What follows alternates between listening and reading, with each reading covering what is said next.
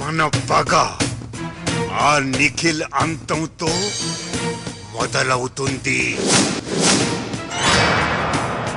పనిలో వేగం ఉండాలి, అర్థమైందా?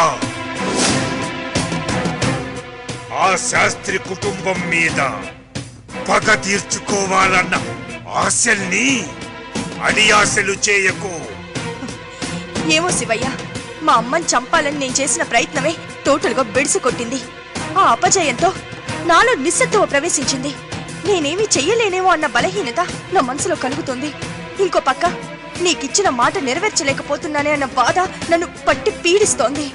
అపజయానికి కృంగిపోతే మనిషి మనుగడ ముందుకు సాగించటం చాలా కష్టం. అపజయం మనిషిలో కసిని పెంచాలి. ఆ కసిలో నుంచి పథకం పుట్టాలి. అసలు ఎమ్మెల్యే దగ్గర సహాయం అడగడం ఎందుకు చెప్పు? వీడు వాడి దగ్గర సహాయం పొందబట్టే కదా ఈ రోజు వాడు మన ఇన్స్టిట్యూట్ నమ్మమంటున్నాడు. ఏరా, ఎందుకు ఇలా చేసావని అడిగినందుకు వాళ్ళ నాన్నగారి మీద ఇంతెత్తున లేచాడు. నువ్వే చెప్పురాదా, వాడిలా చేయడం కరెక్టా?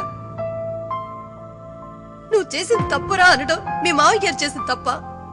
నేను కూడా ఈ విషయం గురించి మీ అబ్బాయిని అడిగాను అత్తయ్య. నా మీద కూడా ఇంతెత్తున ఎగిరారు.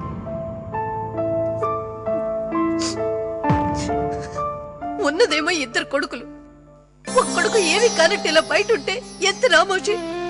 మీకు మీ అబ్బాయికి ఏమైనా గొడవలా అని ఇరుగు పొరుగు వాళ్ళు అడుగుతుంటే నేనే సమాధానం చెప్పాలమ్మా. మహేష్, నువ్విక్కడ ఎప్పుడొచ్చావు? ఎలా వచ్చావు? ఏంటి, వచ్చి చాలాసేపు అయిందా? ఎవరితో వచ్చావు?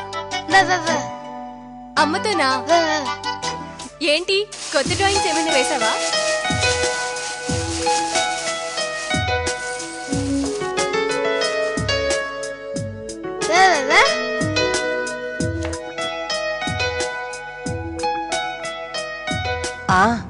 అన్నట్టు చెప్పడం మర్చిపోయాను. నేనే మీ ఇంటికొచ్చి పిలుద్దాం అనుకున్నాను. సమయానికి వచ్చావు కాబట్టి చెప్తున్నాను. ఏంటత్తయ్య? మన ఇంట్లో వ్రతం జరగబోతోంది. ఏం వ్రతం అత్తయ్య? సత్యనారాయణ వ్రతమా? లేదమ్మా, శుభచేత సుమంగళి వ్రతం ప్రారంభం చేయాలనుకుంటున్నాను. సుమంగళి వ్రతమా? అది కూడా శుభచేత? కొత్తగా పెళ్లైన తన చేత సుమంగళి వ్రతం చేయించడం ఏంటి? నిన్నెక్కడా వినలేదత్తయ్య. కొత్త పెళ్లి కూతురు చేత ఇలాంటి వ్రతం చేయించడం ఎందుకు? ఏదైనా దోషమా?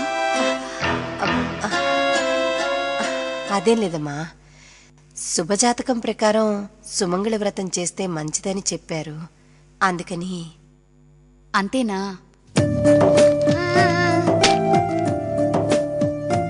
వినాయకుడిని కూడా వేసావా?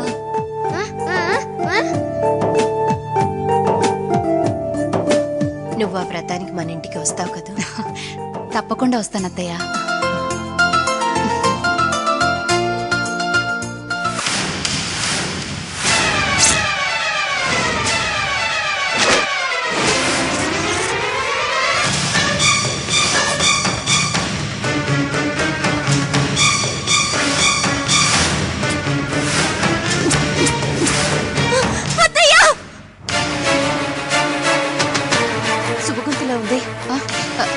అవునత్తయ్య.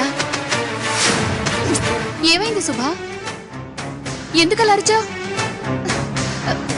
మహేష్, ఏమైందిరా? పిన్ని ఎందుకలా అరిచింది? నువ్వేమన్నా చేసావా? శుభా, ఏమైందమ్మా? మహేష్, ఎందుకలా అరిచావు? ఎందుకు భయపడుతున్నావు? మరి అత్తయ్య చూడండి.